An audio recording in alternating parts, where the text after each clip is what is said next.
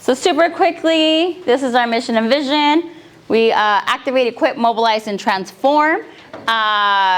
We exist to activate schools and neighborhoods to thrive, equip our community leaders to discover their assets, mobilize people and groups with resources to engage their neighbors and transform Fresno, one school, one neighborhood at a time. And so today, this morning, we'll be facilitating Christian Gonzalez, ND manager. I'm Karl, I'm the project coordinator. And Andrew File, executive director. And yeah, if you need anything, just find one of us and one of us play in our ear. We also have Gabrielle, who is helping at registration. If you need anything, you can go to Gabrielle as well. Okay, so I'd love to see who's in the room. I recognize faces from last time, but there's some new faces here today. We'll start from here. Tell me your name, if you were born here, or where were you born, what organization you're with, what type of work you do, and share what your holiday meal or tradition is, all right? So I'll model it. My name is Christian Gonzalez. I was born and raised here in Fresno. I currently work for Every Neighborhood Partnership. We do neighborhood work, and so what does that mean? I work with parents, community, residents, and trying to getting them involved both in their schools and in their neighborhoods. My favorite holiday meal tradition, well, it's tamale season. And we're actually in for a treat. That's what we are having for lunch. And so I was sharing that my family doesn't really do gifts. But we always have tamales, so that's something to unwrap. Yes, so that's what we unwrap. Yeah, so this is our agenda for today. We'll be going over the difference between the cycle and the philosophy, the purpose. There's 8 steps we'll be talking about, and these 8 steps can be divided into 3 parts. Part 1 will be community engagement, part 2, taking action, and then part 3, I'll be cutting the issue. We have these folders up here. We won't give them to you until we get to that section. Recap. So, what did we talk about on day 1? Who remembers? The railroad. The railroad, history. ABCD. ABCD. The red line. The redlining, yes. What else? We touched base a little bit like on the gold coal mine and how we kind of established the San Francisco. Yes, so the story of the land, right? There was life before the 49ers, and I mean the miners, right, came going for gold, right? There was already an ecosystem that was developed that, these Western cowboys who came looking for gold disrupted, right? Nature was already, the indigenous people, the native people and nature, right, had a system going. And then, yeah, the railroad started and they built highways, yeah. So, asset-based community development, assets. Before we even get into that, I want you to speak in your talk, get in your tables, and you're going to, I want you to answer the question, what does asset-based community development mean to you? So in your tables, very quickly, I'll give us 3 minutes and share what does asset-based community development mean to you all. So yeah, what came up here in this group?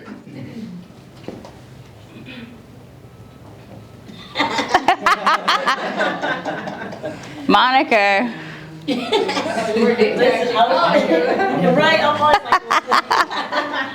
I was trying to figure it out, so I was doing a lot of listening and making sense of it. Oh my God, I don't like the mic. It's just for recording purposes.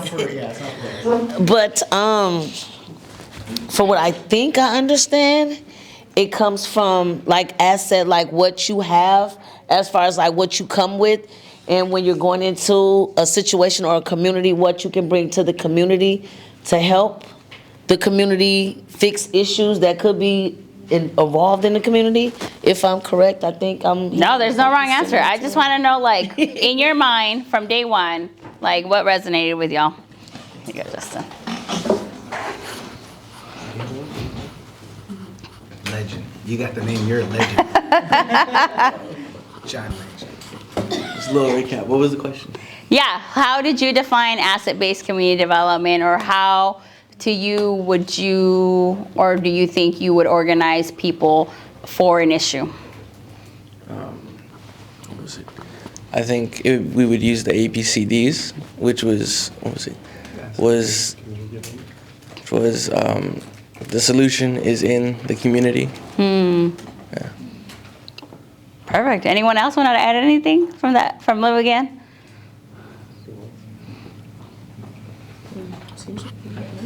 Well, I'm just coming in, so kind of just based on like the first words, like asset and needs. Needs is kind of based on like, it's kind of the approach.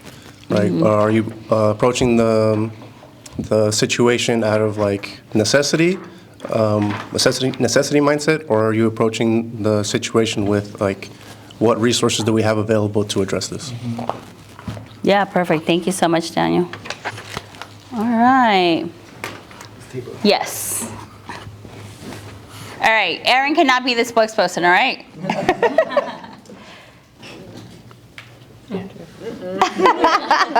I will leave it there. You did such a good job explaining.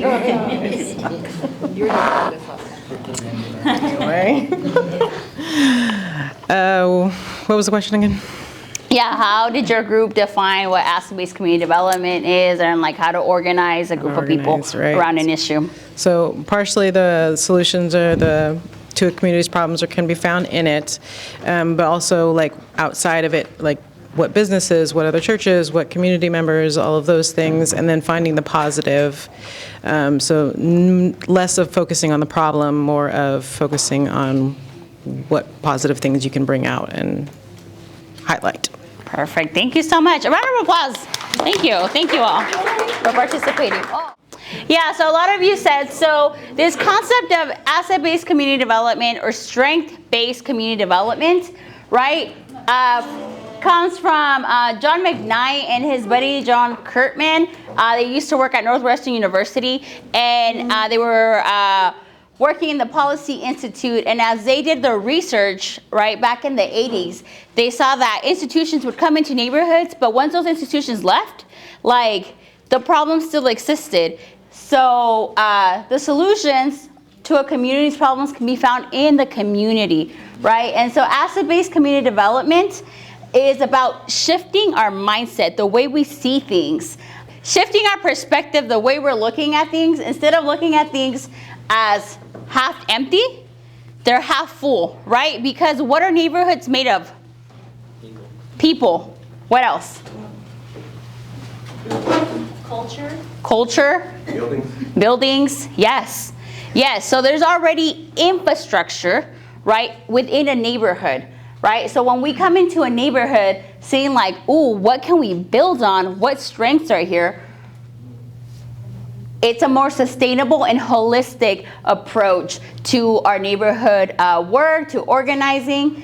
So again, right, looking at it, empty glass, communities are full of people with different needs and deficiency. We're shifting that, right, to full glass. Communities are full of people with ideas, skills, and capacity. We build on what we have.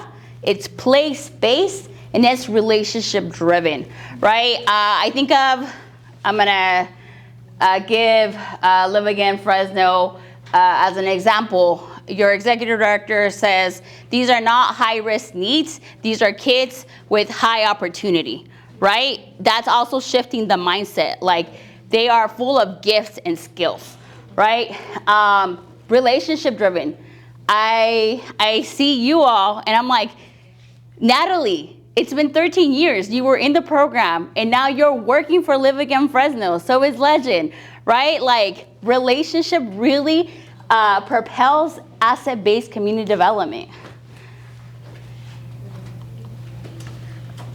Here's the model, right? Asset-based, we're focusing again on assets. We're building from opportunities. It's investment-oriented. Our emphasis is on associations. Associations is a very formal word.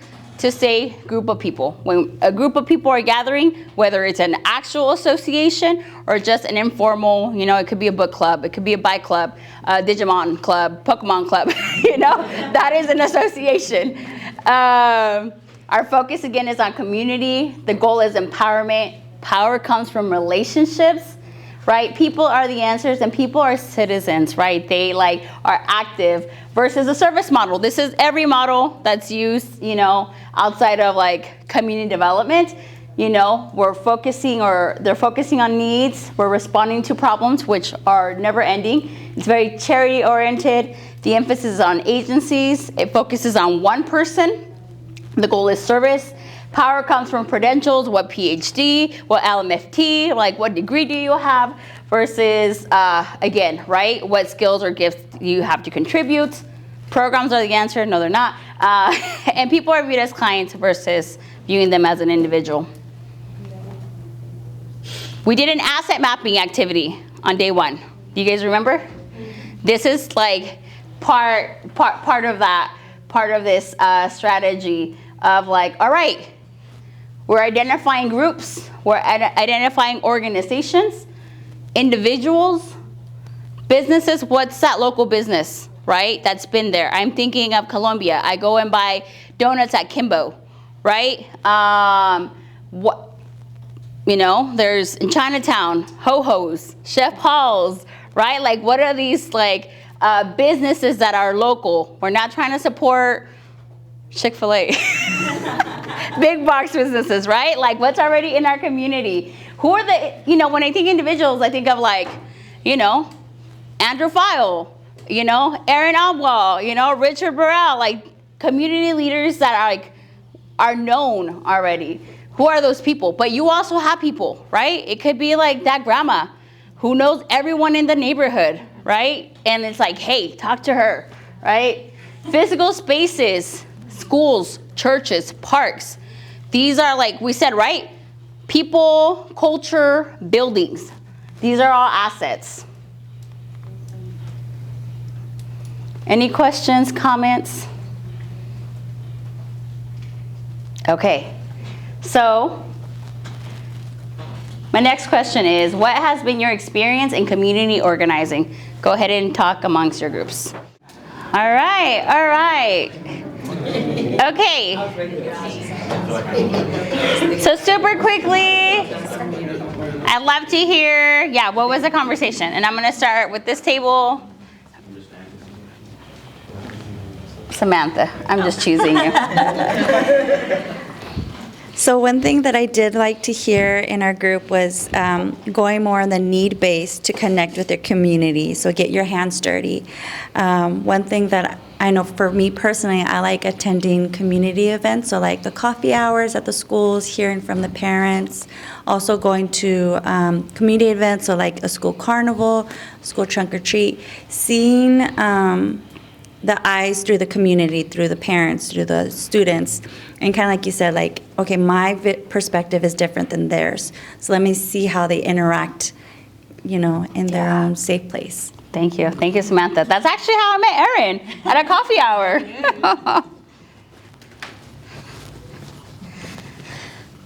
Oh, here you go. Thanks, Natalie. My experience in being with a community organization, well, like you said earlier, I've kind of been in this organization for a long time. Being young in the community that we serve now, I think it was different because I was younger. I had a different mindset and a different perspective on things. But now that I grow up and work with this organization, it's kind of like opened my eyes to something that I never really like experienced or seen before. Like being older and now serving the kids that I used to be like a kid and stuff like that, it's different. Like it's kind of like beautiful to me. Yeah, it's full circle, right? Yeah, it brings me all the way back. Especially with the holidays and stuff coming up, it's cool to see the kids, you know, excited and pumped to like be a part of something. But it's like a two-way street kind of, because it's sad still, like to see how many people are still in need and still like need to be in housing are still like in poverty or like hungry and stuff like that. It's like it's all the way around. Yeah. A bunch of stuff. Thank you, Natalie. And you said two-way street. I think of reciprocal relationships, right? And like when asset-based, we're talking about like relationship driven. So I'm not coming in like, oh, I have the answers to everything, or I'm the savior to this neighborhood. No. Like I am also being like poured into and transformed as we do this work together.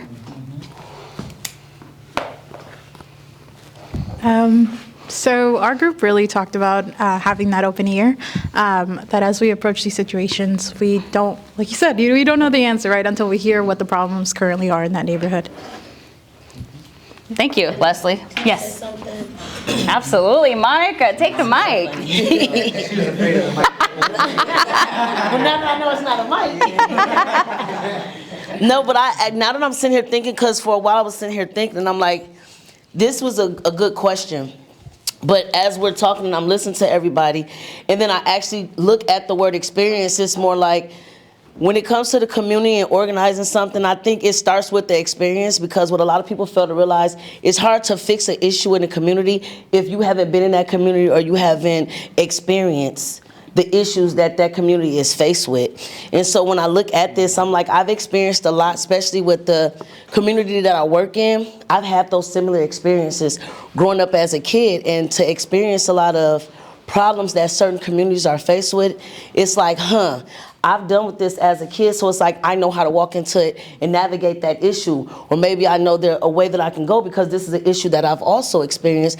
But over the years, to see that these are issues that still reoccurring, that's where you start. Yeah. So I just wanted to say that. Yeah. Oh, you have, Samantha. Oh, wheels are turning. I think the one thing I liked what you said, and it came to mind, that whole empathy versus sympathy. You could empathize with someone when you understand, like you've been in that situation, versus sympathy of, oh, I'm so sorry. Not that it's wrong because you're giving your condolences, but you won't understand unless you were in that same shoe.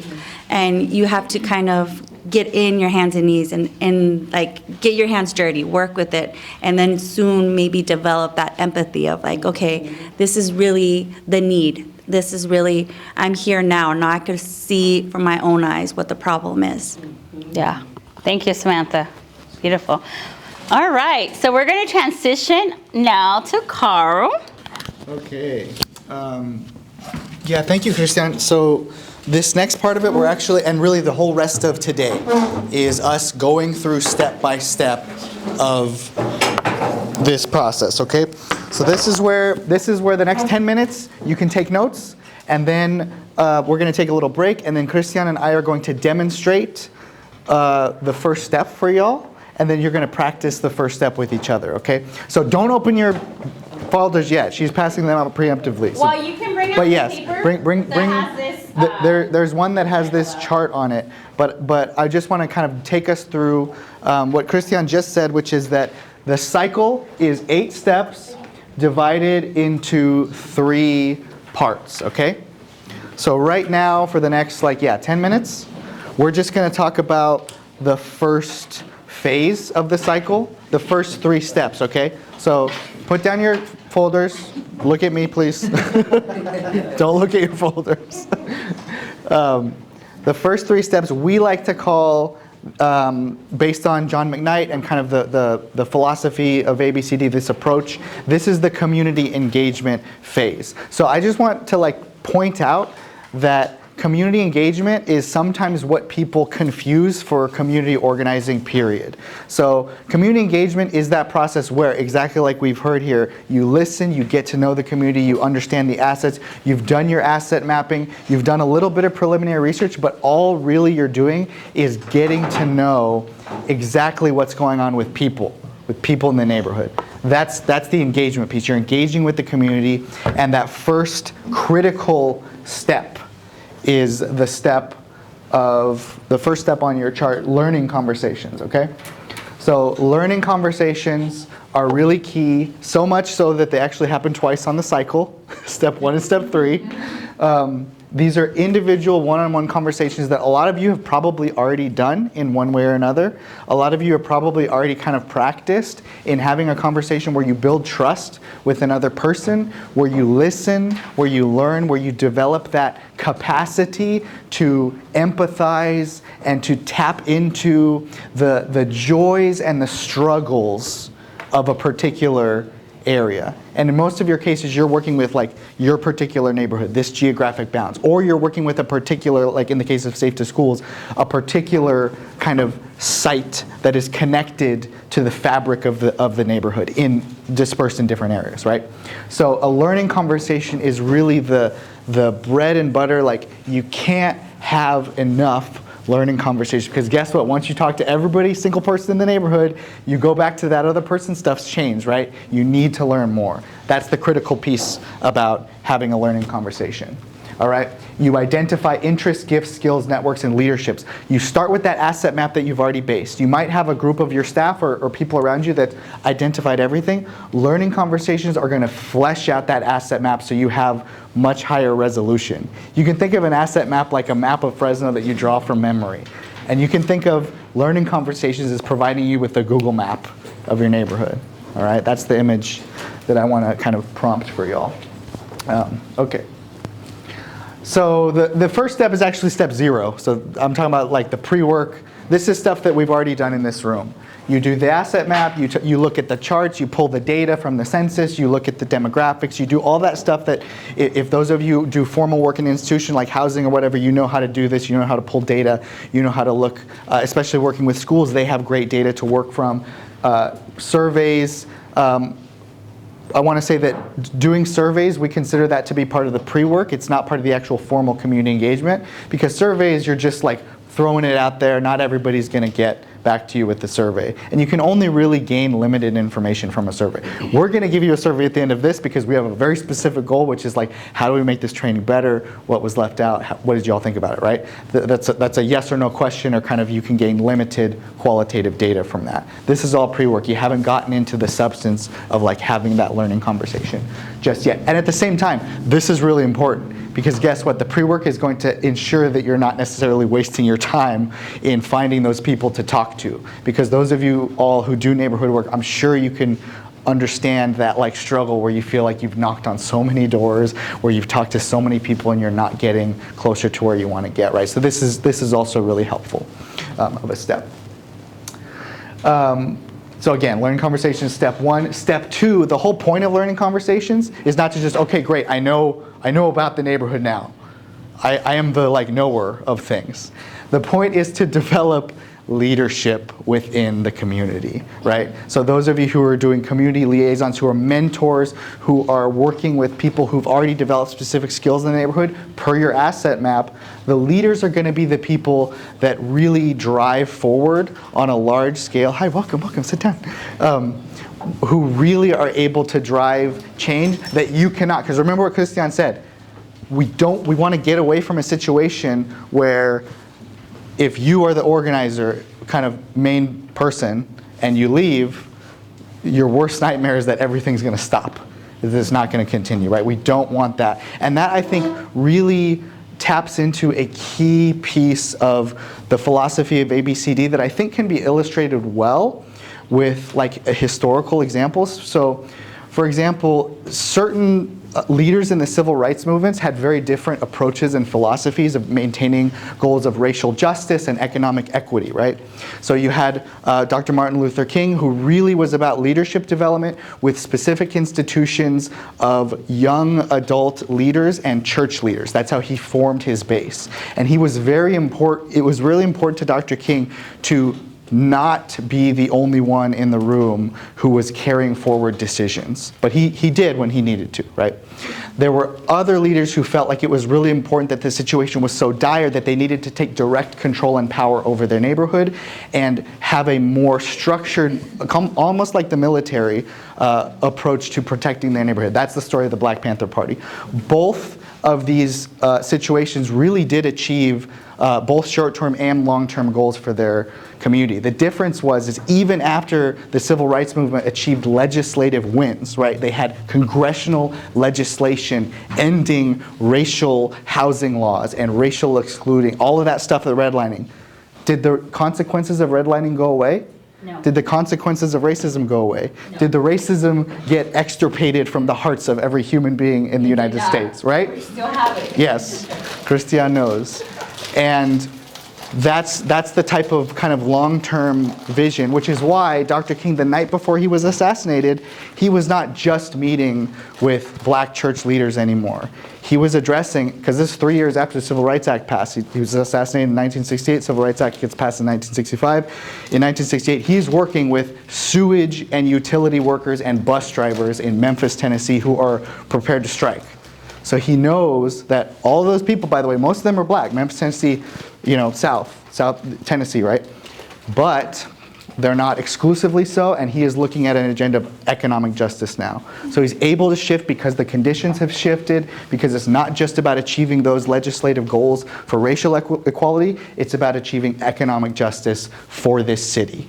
And he's working with people who are like really important to the backbone, the infrastructure of that city. So that's an example of why leadership is really important. And that it's not just up to us, it's not just up to our individual leadership to achieve this, right?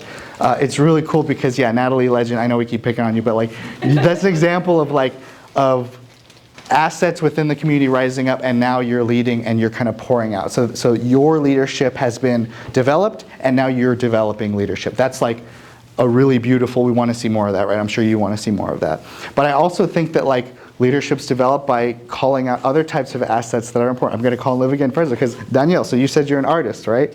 So artistic assets are also really important because we often don't think of community development as associating with really tapping into the capacity for beauty and imagination and the gifts. And arts for young people, incredible, right? Really, really seeing people come alive when you give them opportunity. So again, just examples, and I'm sure we want this for all of our children, for all of our schools, for all of our neighborhoods, but this leadership is really critical. That's why you're having these learning conversations, so you can find that person who wants to keep talking, who wants to have that conversation. Like, you know what, I want to have a conversation with somebody else in the neighborhood. Does that make sense? Tracking? Like it? Cool. It's up to us to keep track of those conversations. Make sure, if you're not the organized one, make sure you have someone who likes spreadsheets and likes keeping track of phone numbers. Maybe they use Salesforce or something like that, right? It's not for everybody, but it's really important because we don't want to like go away from a conversation and be like, oh my gosh, I didn't get their phone number. I didn't get their email address, right? So practical tip, make sure you take that, and then the kind of substance of what leaders are being connected on is, yeah, passion for neighborhood, passion for stuff, but like the key is not that there's a particular need or a particular issue that people are connected to, although that might coincide, but it's really about interests. So I think if you're talking about ABCD, if you're talking about like Saul Alinsky, any kind of community organizing paradigm is going to talk about common interests. So you're really asking people like, what are you interested in? What are you interested in, and what are you willing to like commit to, right? And then you're able to bring people together because they're interested in having the conversation, right? So how do you this is a great graphic that Christian developed, about getting from the bottom of the pyramid where we're just talking to actually narrowing in on interest. We're actually going to kind of model this for y'all in a minute, but just conceptually, we're talking about moving from a period, number one's at the bottom, by the way, up to the top, where you have broad introductions, just getting to know each other, having that first touch-based communication. Then you talk about your neighborhood. This is kind of our philosophy with E&P and with a lot of our place-based areas, but maybe your neighborhood is the school you're working with, right? And then you get in on willingness, because it's like, oh, you care about this. Oh, this is interesting to you. Are you willing to keep talking about it? Are you willing to show up to this meeting? You're willing to do something about it with us, right? Like this is kind of the make or break point of your learning conversation, right? And where maybe you need to wrap it up because this person just wants to complain about stuff, or maybe this person's like, yeah, we want to show up, we want to keep this thing rolling. And the activation is where the group is actually able to provide the opportunity to move forward, and that's what the cycle is going to be helping us see how that process moves forward, right? And then once you're moving forward, you actually are able to see the interest. So the particular issue might be, we want to install speed bumps in front of this elementary school. But what's the interest that could potentially bubble out of these conversations, right? It's probably something like, let me guess, it's something like, I don't want my kid to get run over in front, I want safety, like that kind of thing, right? And that's something that you can build power on. Okay, so there's lots of great, this is our former coworker Ivan, who had a lot of great learning conversations with people in the neighborhood around Blackstone and Susan B. Anthony neighborhood. I don't know if you all have been by Blackstone and Susan B. Anthony, but you know there's a new stoplight there that they just installed a couple years ago. That was, long story short, that was like a 6 or 7 year process from its inception of having these neighborhood meetings to being able to talk to a city council member, to being able to pull money from the public works department, to being able to install a stoplight, all right? So we have to keep realistic expectations, and we're going to talk about that a little bit later. As we finish today going through the cycle, it's important to talk about scale and scope, because yeah, you might want to, your goal might want to be huge and comprehensive. That's a good thing to have as a vision, but it's also important to narrow in on a particular thing that you can achieve, right? Again, we'll talk about that more later. And then you got to do it again. So once you've identified leaders, you got to have more learning conversations. These leaders go out. They have learning conversations. You have leader meetings where you talk about it, where you kind of are able to discern from your conversations what's coming out of this, right? How would this be possible? What kind of people power would be necessary to make something happen at scale? And again, what is that scale? Because it might not be clear yet. That's why you have to keep kind of spinning the cycle. So you notice how the first part of our ABCD cycle is really a cycle. Steps 1, 2, and 3 might need to repeat a couple times in order for you to really feel like you have the capacity and the ability, the willingness, the interest, the people power to move. Because, like, I hate to break it to you, Richard Burrell and Andrew File and the most talented community organizers like Christian Gonzalez cannot do this stuff by themselves. Like, it's impossible. Even if they get elected to office, like, they can't do it by themselves. It is a collaborative approach, and this is where we have an advantage of being able to tap into this people power so that those conversations, once we get further down, are more fruitful, are more productive, are more achievable. And then you have to, so yeah, you're sending these leaders to engage more residents, you're canvassing, doing the knocking on doors. The particulars of the strategy you're all gonna figure this stuff out. You know how to talk to, you know what works best for your particular context, but the point is that you're not doing this by yourself, you're identifying who you can partner with and who's in the community who's gonna be able to do this, and then inviting folks to a community meeting. The next step of the cycle, the next phase, is how to have that meeting. Andrew's going to talk about what that looks like. But this is just the like gaining interest, getting people together portion. Does that make sense? Okay. Yeah, we're going to let's take a 5-minute break, get coffee, bathroom. Please come back, because Christian and I are going to model for you what a learning conversation could look like, and then we want you to practice with each other. Does that sound fun? All right, let's do it. Okay. So we are going to model what a learning conversation can look like, right? So I've actually been doing this. We just had a lesson at for my parent coffee hours. We had one at Kirk on Friday, and we went through a guide. I gave them a little paper handout with the questions, right? So when we're practicing or we're training, right? It's like, I don't expect, we don't expect, like, for Samantha to have all these questions in her head, right? But I've done this a couple years. I kind of like know how to have this conversation, and like kind of what Karl was saying about like, oh, keep a mental note, and as soon as you get a chance, if you need to write it down or type it up, like, go do that, right? So we're gonna start, let's see. You're going to be the organizer. Yes, I am the organizer, and I went to Fresno City College campus and was talking to people, random people, right? And Carl actually was like, "Oh, yeah, I'll talk to you," right? So, hi, my name is Christian. Hi, Christian. Nice to meet you. I'm Karl. Nice to meet you. So, what do you do? What are you on campus? What are you studying? Are you a teacher? Are you a student? Yeah, no, I'm just giving a guest lecture. I'm teaching a theological ethics of the environment class next semester, and so my buddy who lectures here invited me to basically practice on his students. Okay. So I don't teach here, but I'm I work right across the street, so it's easy. Okay, awesome. How long have you been in Fresno? Oh man, I moved here in 2014, so it's been, 11 years? Almost 12. 11 years, okay. Yeah. And so you said you teach somewhere else. Where else do you teach at? Fresno Pacific. Okay, Yeah. how long have you been doing that?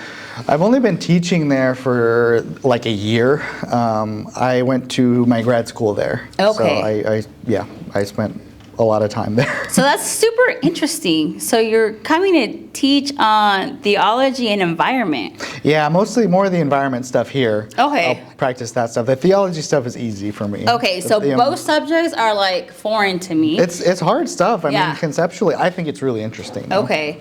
So can you give me an example of what your lecture is going to be based on today? Yeah, so I think a lot of people who live in Fresno, especially students, don't ever hear the story about what Fresno was like before the railroad came. I mean, even if they do have a history or understanding of Fresno, they might not know about all the people who lived here, or kind of the ways that the ecosystem worked together, which we can kind of still see, but a lot of times if we're just driving in our cars, or if we live way out in different parts of town, we might not necessarily see that. So I just think that's really important for students to know in particular, and I mean I think it's important for everybody to know. Wow, that's super interesting. You're using so much language that is again, very new to me. Ecosystems. Wow, I didn't even know the history of Fresno or the railroad. I've never even thought of it. That's really interesting. A lot of people haven't. Yeah. How can I learn more about the importance of this? Are you affiliated with anything or any groups Yeah, I mean, I work at an organization and we do workshops and stuff, but I don't know, it's kind of it's December, it's cold, we're not really doing anything right now. I'm actually kind of looking for something to get involved in, but I don't know of anybody who's active right now. Really? With that kind of thing, yeah. Oh, well, you know what?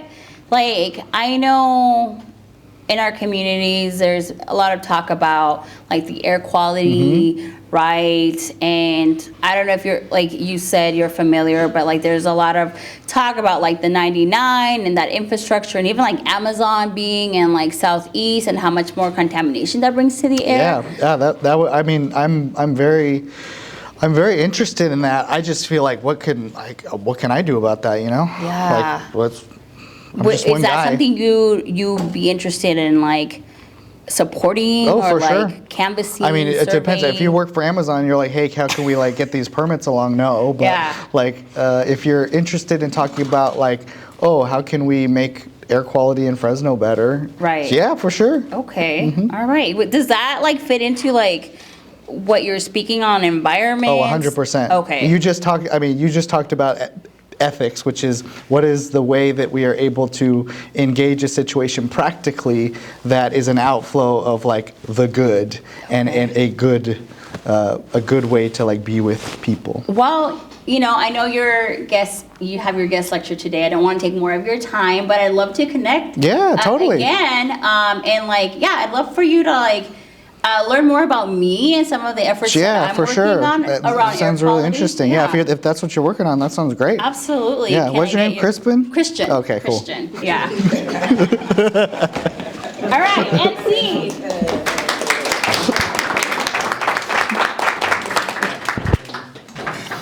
Okay, so the only way that this is going to work without it being too put upon is I would like to invite you to talk to somebody who you don't work with, who is not part of your organization, and just try to have a conversation like this, because if you don't know this person, this is going to be real easy.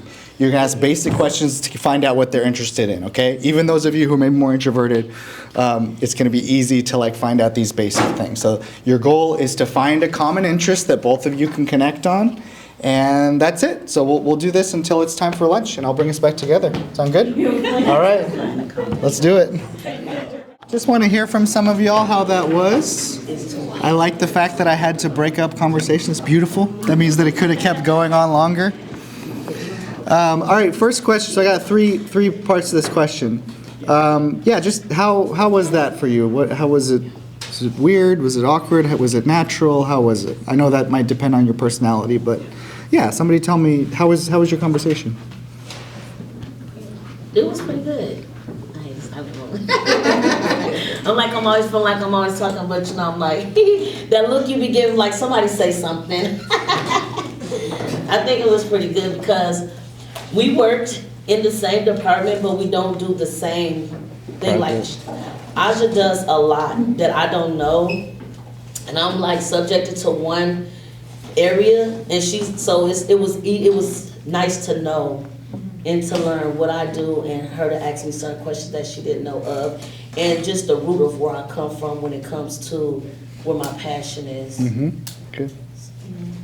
Who else? How was the conversation for y'all?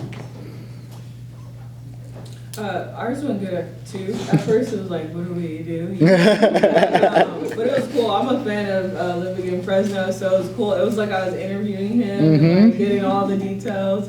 Like I was a part of the fan club. So they're doing great work over there, and just learned a lot about what they're doing. That's awesome. Thanks, Lucretia. Thanks for getting over that initial awkward hump, you know. It was scary. Yeah. Felt good about it. Awesome. Thanks, Adam. Anybody else? I think at first you get the idea of like, okay, are we, role playing? So am I an actor in this?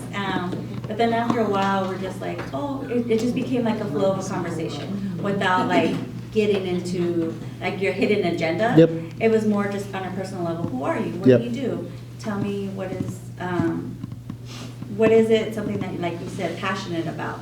What is something that motivates you? Or even using the terminology and the language. Okay, what are your obstacles? Not more of a challenge, but what are your obstacles? What are ways that you are rebuilding those obstacles?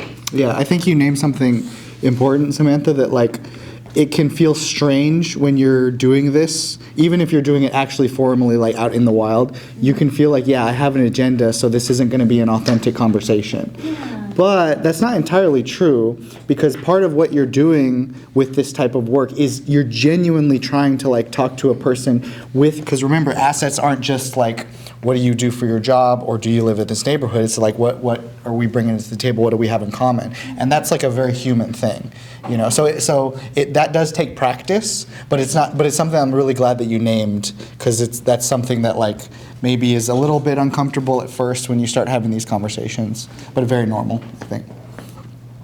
Second part to this question, yeah, Erin, go ahead. I wasn't in when the conversation was on number of people, but I think something that Monica mentioned is so key, is that she now feels more understood. I'm sorry, I don't remember your name. Aja. Aja. More understood by Aja and what she does and what her life looks like, what her work looks like. And so next time she sees Aja, whether it's at work or out at the grocery store, they have more of a connection and they feel more known and understood. And if they see each other at an event, like you'll be like, oh, I have more of a connection to you. Like I actually care about you more because we had a deeper conversation, and you know a little more about me, and I know a little more about you, and you're drawn to that. Like we're made for community, right? And so when we do that out at a school or whatever your job is, right? We want that. Like we're made for that, and we're driven by that. And so then we feel more connected to those people, and we want better for them.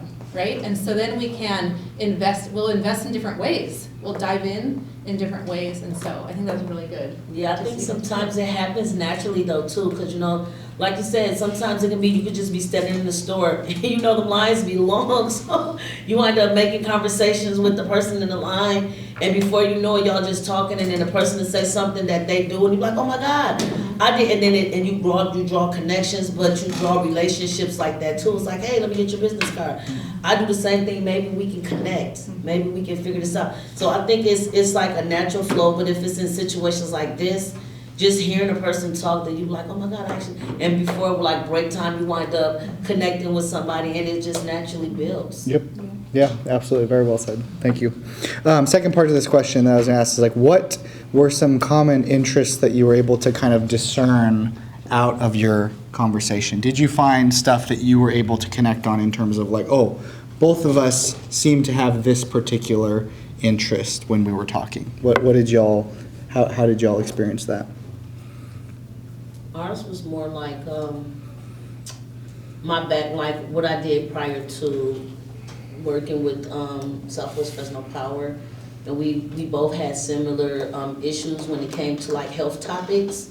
Because before this, working for American Heart Association, that's what I was doing. I was a health specialist. So, and the topics were related to her where it comes to just high blood hypertension. So we was able to connect on that. Yeah, I was able to share like my family's history with high blood pressure. Okay, wow. Me now being aware of it myself in my health daily, like how stress can trigger even caffeine, different things. So it was interesting to learn about like her real passion is behind health, and that's what she always ends up talking about in her community work. It always resorts back to health in some way. And so now in the work that we're doing, we're trying to figure out a way to implement the mental health piece of Southwest Fresno Power. Yep. Yeah, and the part of our Land Use Academy this past year was actually identifying how land use is like a social determinant of health in the same way that proximity to pollution and traffic and stuff is. Because that way, like now we can work together to achieve better for this community, right? When otherwise, like, oh, you health people, you guys do different stuff than we do or whatever. So that's really, I think that's really important. It's cool. Anybody else? Common interests you find out? For me, it was working with kids, working with the youth, and every Friday she makes some killer French toast. Oh, nice. So on Friday, you know where I'm going to be. So yeah, so that's awesome. but yeah, it was mainly working with children and working with our future. So. Beautiful. Anybody else have a similar conversation to that? What was yours, Leslie? I'm curious. Who was your partner? It was Legend. Okay. Yeah, so my brother attended Live Again Fresno's camp in the summer, so then we connected on that end, and we found out that my brother attends in his region, but he attended Lowell, which is where I currently work at. So I thought that connection was really cool. That's cool. Yeah. That's really cool. Awesome. We already kind of touched on it a little bit, but any parts where maybe you felt stuck or you didn't know how to continue with the conversation? Anybody want to have an experience like that at all?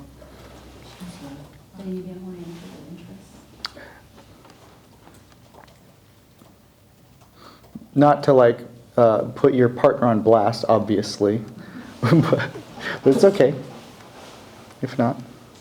I think it's like you get the flow, you're now on your personal level. Now how are you going to connect, and how is it the best way to be like, okay, we've had this 10-minute conversation, or how many minutes, now how do I move on to like, do you mind connecting? Yep. Like how's the flow to it? Because now you build a rapport, how can I get your number?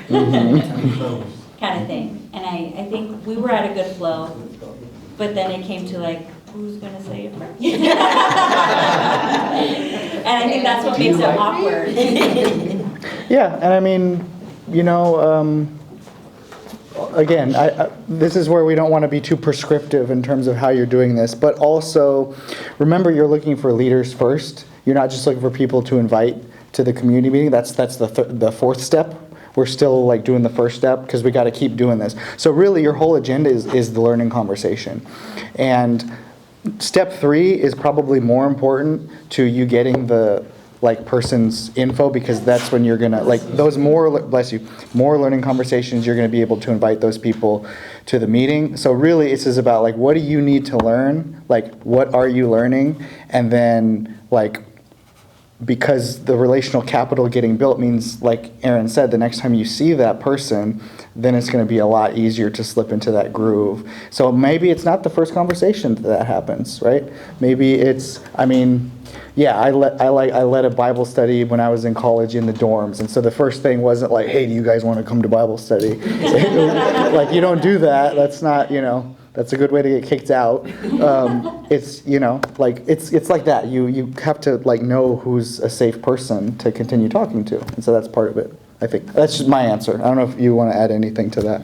Well, I thought it was interesting, right? Like I said, we just did this lesson, like modeling learning conversations at Kirk, and Juana Edis, who was like one of the ladies who catered, and she's not in this photo, but she's in the other one, yeah. Yeah. So she's a community organizer for the children's movement and Familias en Acción, and so we worked together to prepare this lesson, and she's like, again, prescription, she's like, don't set a meeting. Yes. You know, she's like, just do it naturally when you're out walking. And I'm like, actually, I disagree with that because I'd rather set a meeting. Yeah. Right? Because then I know, oh, I don't have anything else. I can give you 30 minutes, an hour, you know?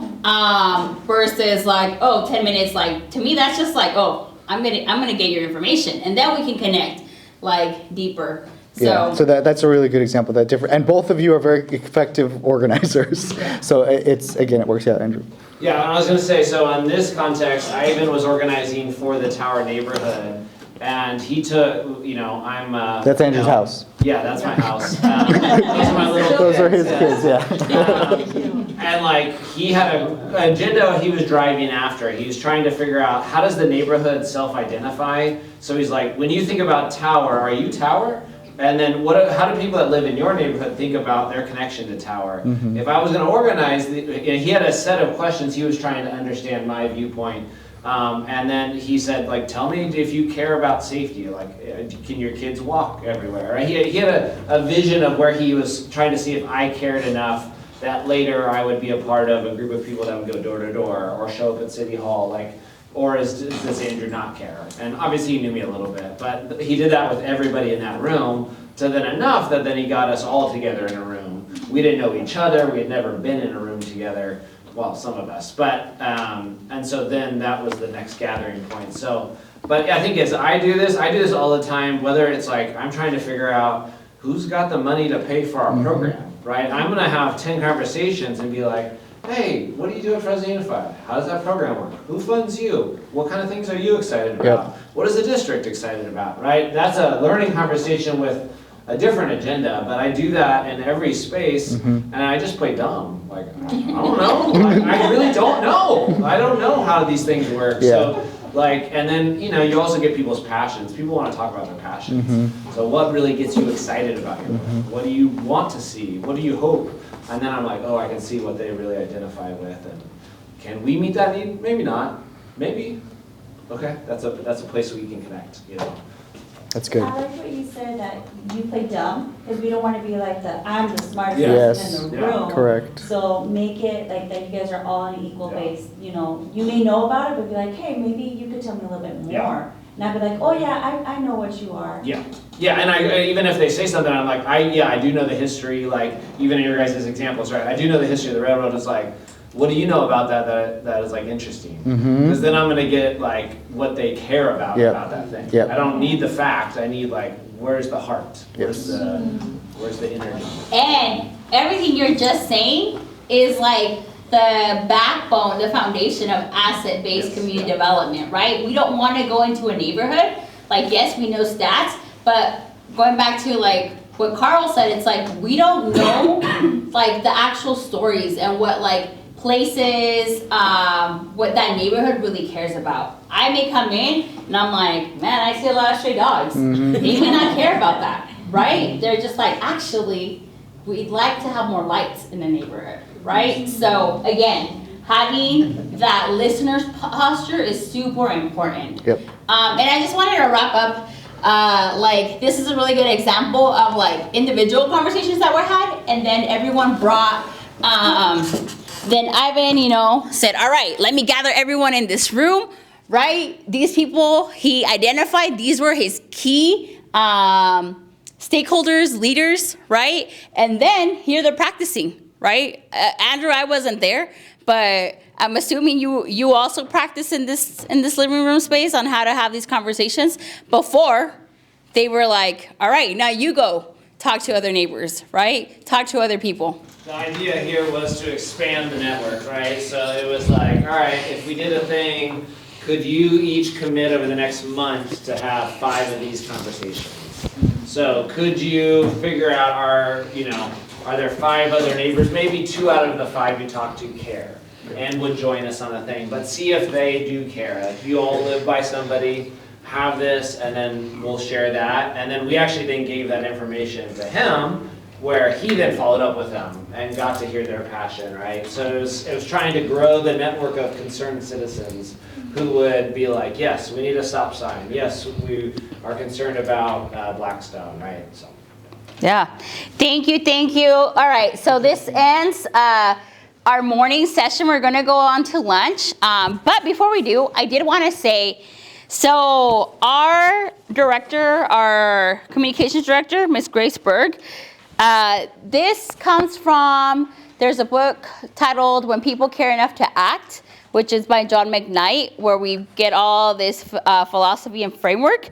You can Google it, you'll find the PDF for free and download it. But it's actually known as a asset-based community development spiral.